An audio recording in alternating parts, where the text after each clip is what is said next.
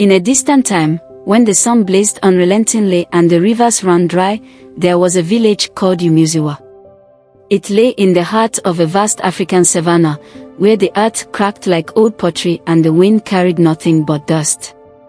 The people of Umuziwa were proud farmers, their lives intertwined with the rhythm of the rains. But for 7 years, not a single drop had kissed the soil. Crops withered, livestock perished, and the laughter of children was replaced by the cries of hunger. Among the villagers was a boy named JABARI.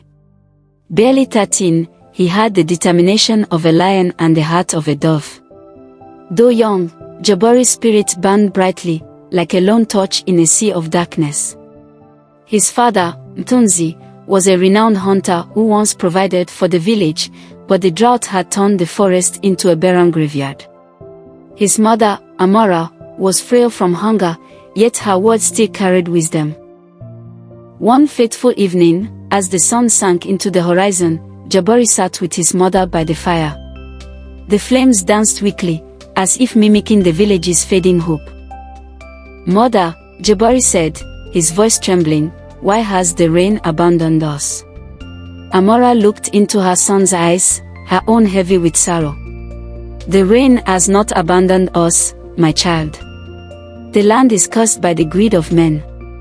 Long ago, our ancestors angered the spirits of the water by taking more than they gave. The spirits withdrew their blessings, and now, only a great sacrifice can bring the rain back." JABARI clenched his fist. "There must be something we can do. We cannot just wait for the land to swallow us whole." Amara sighed, her voice barely above a whisper. The stories say that deep in the forest lies the Well of Whispers. It is said to be the dwelling place of Nzinga, the Rain Mother. But no one who ventures there ever returns. The boy's heart raced. He had heard the tales of Nzinga, a spirit older than time itself, who controlled the skies and waters. Yet the thought of facing her didn't terrify him, it filled him with resolve. That night, while the village slept, JABARI packed a small bundle with dried roots and a flask of precious water.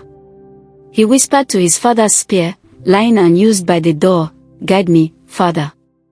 Then, with the moon as his companion, he slipped away into the forest.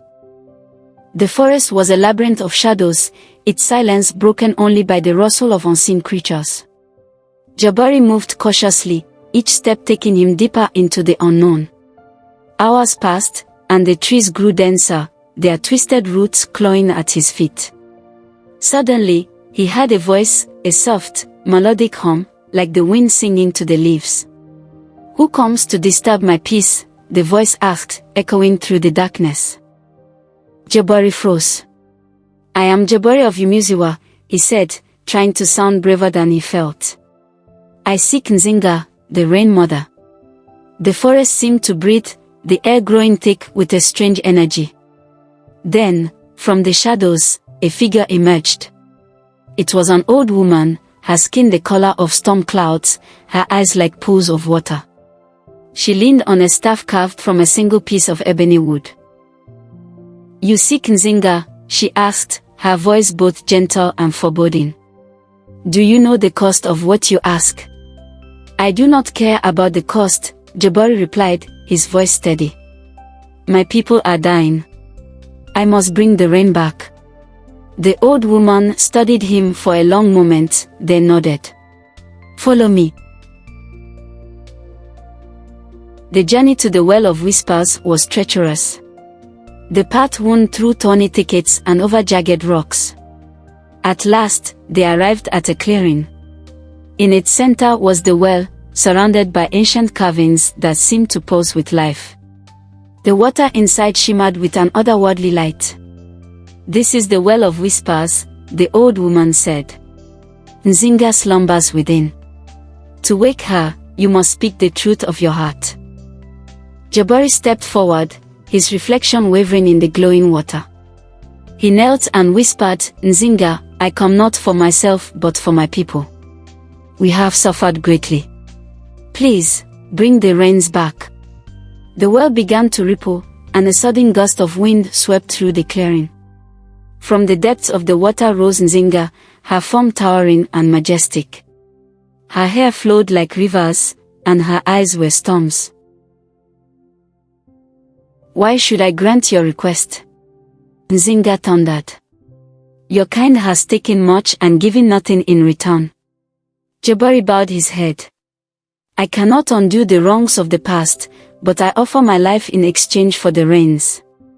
Take me, and let my people live."